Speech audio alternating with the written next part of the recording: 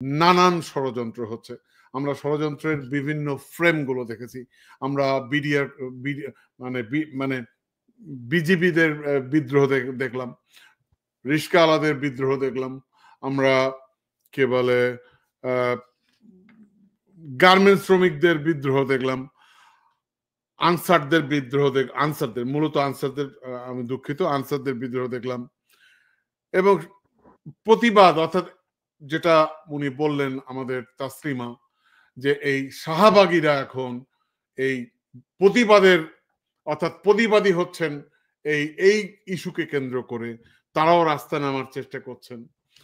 So এখন এই এত সব ষড়যন্ত্র হচ্ছে, এবং আপনি নিশ্চয়ই জানেন শুধু দেশের অভ্যন্তরে না, ভারত থেকেও ষড়যন্ত্র হচ্ছে। ইদানিং আপনি জানেন সেনাপ্রধানের ব্যাপারে বিরুদ্ধে ষড়যন্ত্র হয়েছে, মানে মিথ্যা সংবাদ প্রচারিত হয়েছে কে বলে ভারত থেকে, ভারতের পত্রিকাগুলো থেকে। এই ষড়যন্ত্রের মধ্যে আমরা পড়েছি, এবং মূল লক্ষ্য হচ্ছে যে কোনো মূল্যে প্রফেসর ইউনূসকে সরাতে হবে। এ ব্যাপারে আপনার মন্তব্য জানতে চাই। ধন্যবাদ। দেখুন, আগের ফেজে আপনি জিজ্ঞাসা করেছিলেন এই শাহবাগী লাকি। তো এই শাহবাগী লাকি একটা ব্র্যান্ড হয়ে গেছে। তো এই শাহবাগের যে লাকি যে মুভমেন্টের মাধ্যমে, অর্থাৎ যে প্রোগ্রামের মাধ্যমে সৃষ্টি হয়েছিল, এটা তো এখন জনগণের কাছে পরিষ্কার যে ওটা ছিল রয়ের প্রজেক্ট। ওটা স্বতঃস্ফূর্ত ছিল না। ওইটা ছিল যে বাংলাদেশকে কিভাবে ইন্ডিয়া তথা পরিচালনা করবে সেইটার একটা ট্রায়াল। সেই ট্রায়ালটা সম্পন্ন করে তারা বিচার ব্যবস্থার ভিতরে ইন্টারভেন করার চেষ্টা করেছে, এবং সেই আন্দোলনের মাধ্যমে আপনার আন্তর্জাতিক অপরাধ ট্রাইব্যুনালে যে আইনটি রয়েছে 1973 সালের, সেই আইনের একটি ধারা সংশোধন করে শাস্তি বাড়িয়ে তারপরে একজনকে ফাঁসি দেওয়া হয়েছে। এবং সেই ফাঁসির আদেশ কনক্লুড হওয়ার আগে, আপনার যতটুকু আমার মনে পড়ে, রিভিউ শেষ করার আগেই তাকে ফাঁসি কার্যকরী করছে। সেটা ছিল একটা জুডিশিয়াল ক্লিন।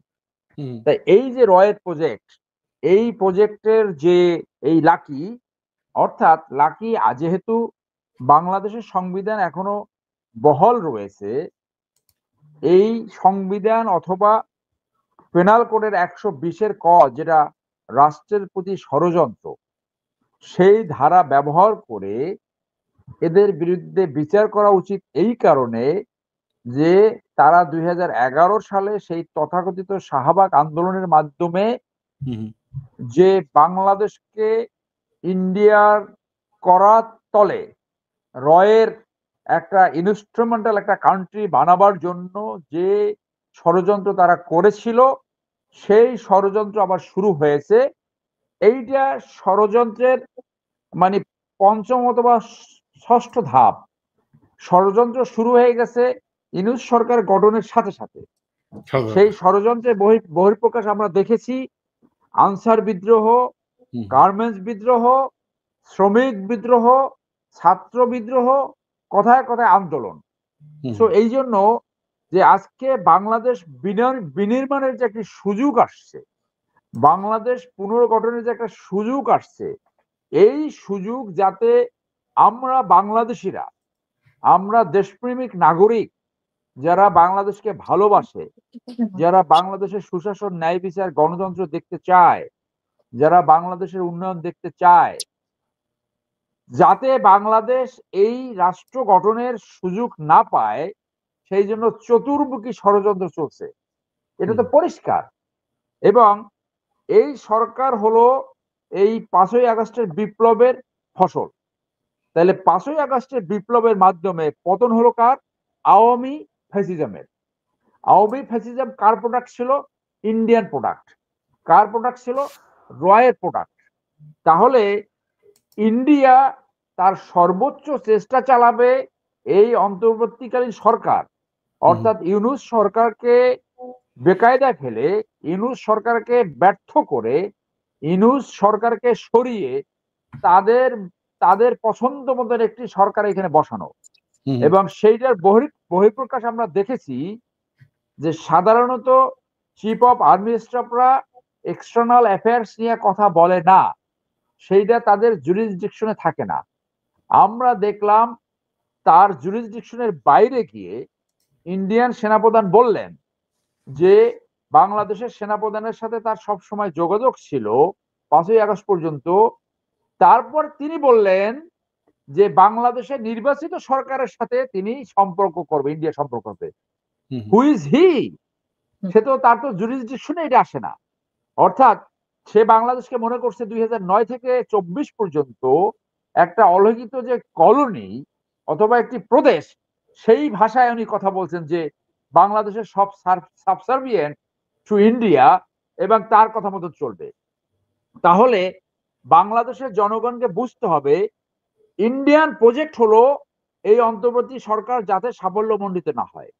ইন্ডিয়ার প্রজেক্ট হলো বাংলাদেশে যাতে এই অচল অবস্থা চলে। ইন্ডিয়ান প্রজেক্ট হলো যাদের সঠিক সংস্কার না হয়। ইন্ডিয়ান প্রজেক্ট হলো বাংলাদেশের অচল অবস্থা সৃষ্টি করা। দুর্ভাগ্য হলো সত্য যে বিএনপি সৃষ্টি হয়েছিল জনস্বার্থ এবং দেশের স্বার্থ রক্ষার্থে। ইন্ডিয়ান বিপক্ষে, ইন্ডিয়ান বিরুদ্ধে যদি ভূমিকা নিতে হয়, প্রেসিডেন্ট জিয়া সেই ভূমিকা নিয়েছিলেন।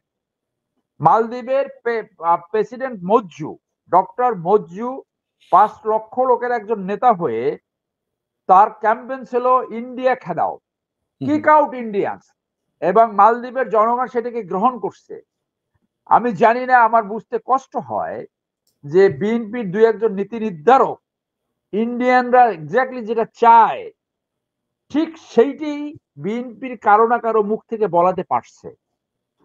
বিএনপি তো শুরুতে বলেছিল এই সরকারকে সর্বাত্মক সহযোগিতা করবে।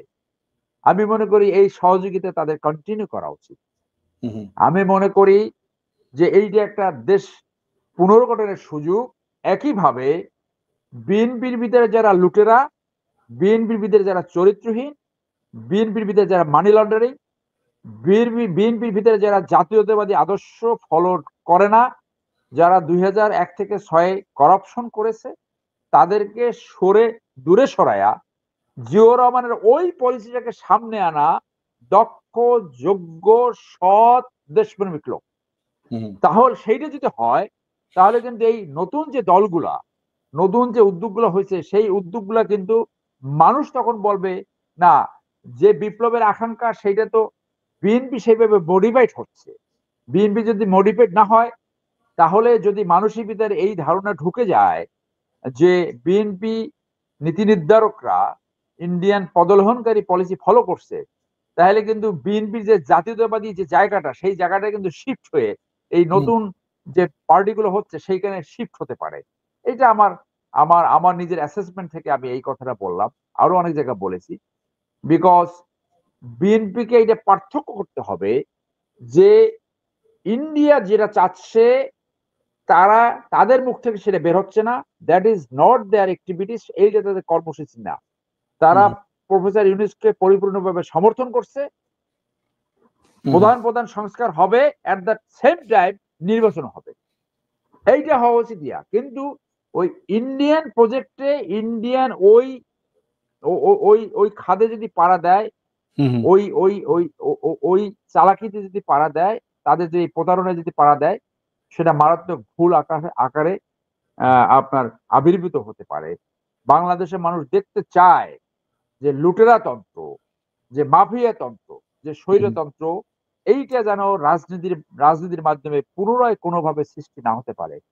বাংলাদেশ মানুষ দেখতে চায় এমপি হইলেই যে মানি মেকিং মেশিন, সেইটা যাতে না হয়।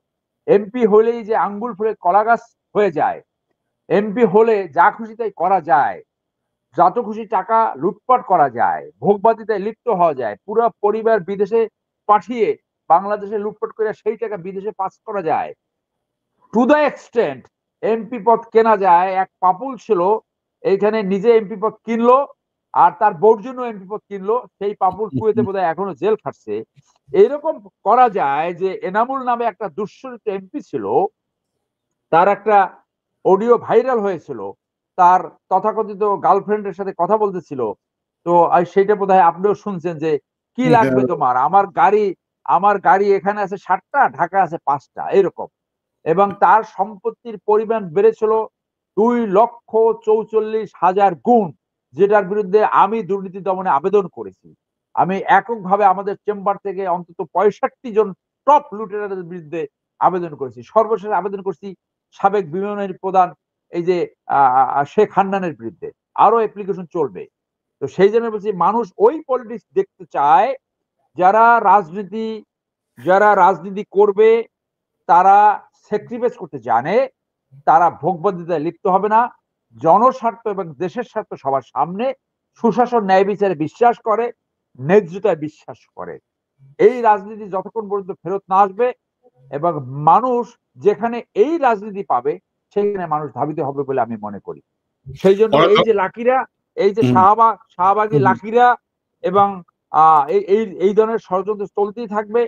আপনার বুঝতে হবে টিটু ভাই, আমি 1 মিনিটে শেষ করছি, যে ইন্ডিয়া আমাদের জনগণ, আমাদের অনেক বন্ধু রয়েছে, কিন্তু ইন্ডিয়ান ফরেন পলিসি কখনই বাংলাদেশের জনগণের পাশে থাকেনি। তারা বাংলাদেশকে একটি পরিবার সবসময় রক্ষা করেছে, ফ্যাসিজম করেছে এবং বাংলাদেশের লুটপাটে লিপ্ত হয়েছে। এবং ফ্যাসিস্টদের পতনের পরে 2টা সিনারিও ঘটে। এইটা আমি অনেক জায়গায় বলছি, আবারও বলি আপনাকে, যে 1 নম্বর হলো যে সাদ্দাম হোসেন অথবা গাদ্দাফির মতো জনরোষে মারা যায়, অথবা চসেস্কির মতো বিচার হয়, অথবা কনভেনশনাল আদালতে বিচার হয়। তাহলে এই সিনারিও আমরা পারি নাই, কারণ লক্ষণ দাসের মতো ফ্যাসিজম পালিয়ে গেছে। দ্বিতীয় সিনারিওটা ঘটে যে ফ্যাসিস্ট পালিয়ে যেতে পারে। ফার্দিনান্দ মার্কোস পালিয়ে গেছিল, আরো অনেকে পালিয়ে গেছিল, আরো অনেক উদাহরণ দেওয়া যাবে। পালিয়ে গেলে কি হয়, যে পুরো সময়টা বাইরে বসে ষড়যন্ত্র করে কামব্যাক করার চেষ্টা করে। বাংলাদেশে হয়েছে আর একটা ইউনিক ইতিহাস সৃষ্টি হয়েছে, যে শুধু ফ্যাসিজম না, ফ্যাসিজমের টপ এশলন, মানে প্রথম সারির নেতৃত্ব, দ্বিতীয় সারির নেতৃত্ব, তৃতীয় সারির নেতৃত্ব, এইগুলো সব এখন ইন্ডিয়া প্রোটেকশন আছে। এই ইন্ডিয়া তাদেরকে প্রোটেক্ট করে প্রমাণ করেছে এইগুলো ছিল মসজিদের ইমাম সহ, এবং এইগুলো সব ছিল ইন্ডিয়ান পাপেট। ইন্ডিয়া তাদেরকে বসিয়ে বাংলাদেশের জনগণের উপরে অপশাসন চালিয়েছে, দুঃশাসন চালিয়েছে, লুটপাট চালিয়েছে, নির্যাতন চালিয়েছে, এবং তারা লুটপাট করেছে, এমন লুটপাট করেছে তাদের অবৈধ 15 লক্ষ লোক এখানে ছিল, এবং বাংলাদেশ তাদের তৃতীয় রেমিটেন্স আর্নার কান্ট্রি হিসেবে আবির্ভূত হয়েছিল। যখন এই ফ্যাসিজমের পতন হয়েছে, ইন্ডিয়ার গায়ে আগুন লেগেছে। এইটা তারা ভাবখানা এরকম যে মনে হয় যে শুধু আওয়ামী লীগের পতন হয় নাই, শুধু ফ্যাসিজমের পতন হয় নাই, পতন হয়েছে ইন্ডিয়ান। যার জন্য এই লুটেরারা যে টাকাগুলো নিয়ে গেছে, সেই টাকা নিয়ে এখন ওইখানে মলম বিক্রেতা মিডিয়ায় তারা টাকা ইনভেস্ট করছে, এবং এই মলম বিক্রেতা টিভি স্টেশন গুলা কন্টিনিউয়াসলি বাংলাদেশের বিরুদ্ধে মিথ্যা সংবাদ প্রচার করছে। আমি একটা চ্যানেলে 2-3 দিন গেছিলাম, এত বাজে মানুষ আনে, এত অশিক্ষিত, কোনো আন্তর্জাতিক সম্পর্ক বুঝে না, যুক্তি বোঝে না, কোনো কিছু বোঝে না, সেগুলো আনে। আমি 3 দিন যেয়ে তারপরে যাওয়া বন্ধ করে দিছি, কারণ ওইটা হলো মলম বিক্রেতা মিডিয়া। তো এই যে পালিয়ে গেছে তারা ওইখানে টাকা ইনভেস্ট করে এগুলো করায়, এবং কন্টিনিউয়াসলি সেনাবাহিনীর বিরুদ্ধে কথা বলাচ্ছে। এটা হচ্ছে এইগুলো সব ভোগাস এন্ড লাই। আমি মনে করি যে বাংলাদেশ সেনাবাহিনী সব সময়, বিশেষ করে ক্রাইসিসে, জনগণের পাশে ছিল, জনগণের পাশে আছে, জনগণের পাশে থাকবে। জেনারেল ওয়াকার 2টা ইতিহাস সৃষ্টি করছে, অনেকে দ্বিমত করতে পারে। রক্ত গঙ্গা থেকে আমাদের জাতিকে বাঁচিয়েছে। 2 নম্বর হলো ক্ষমতা নেওয়ার সমস্ত সুযোগ থাকা সত্ত্বেও ক্ষমতা গ্রহণ করেন নাই। তিনি গণতন্ত্রে বিশ্বাস করে, এবং গণতান্ত্রিক বাংলাদেশ ফেরত আসুক সেইটাই তিনি করবে, আমি যতটুকু তাকে বুঝি। অতএব ইন্ডিয়ান এই প্রোপাগান্ডা, তাদের এই মিডিয়া, এই বিজেপি বাংলাদেশের শত্রু রাষ্ট্রের মতো ব্যবহার করে। যেরকম সম্পর্ক রয়েছে উত্তর কোরিয়া এবং দক্ষিণ কোরিয়ার ভিতরে, উত্তর কোরিয়া আপনার এই স্বৈরাচারী সরকার, আপনি জানেন, বড় বড় মাইক লাগিয়ে তারপর গালিগালাজ করে, মানে 5-6 মাইল দূরে সেই শব্দ চলে যায়, যাতে সেখানে নাগরিক ঘুমাইতে না পারে। তো ইন্ডিয়া এক্স্যাক্টলি ওই কাজটা করছে। আমরা মিলিটারি যুদ্ধ ওয়ারফেয়ারে জানি, এই প্রোপাগান্ডা ওয়ার, সাইকোলজিক্যাল ওয়ার, এই মিথ্যা ওয়ার, সেইটা এই মিডিয়ার যুগে আরো বড় আকারে আবির্ভূত হয়েছে। এদেশের সচেতন নাগরিক, এদেশের দেশপ্রেমিক নাগরিক এগুলো জানে এবং এইগুলো কেউ বিশ্বাস করে না। ওটা ওই বিজিবির কাণ্ড, কারণ তার এক্সটেন্ডেড সরকার শেখ হাসিনার ফেসিজম পতন হয়েছে, সেই জন্য তাদের এখন আর সহ্য হচ্ছে না এবং এইগুলো করে যাবে। দুর্ভাগ্য হলো আমাদের মিডিয়া, যে মেইন স্ট্রিম মিডিয়া, তারা এর বিরুদ্ধে যথাযথ ভূমিকা নিচ্ছে বলে বাংলাদেশের নাগরিক মনে করে না। ধন্যবাদ। অনেক ধন্যবাদ আপনাকে।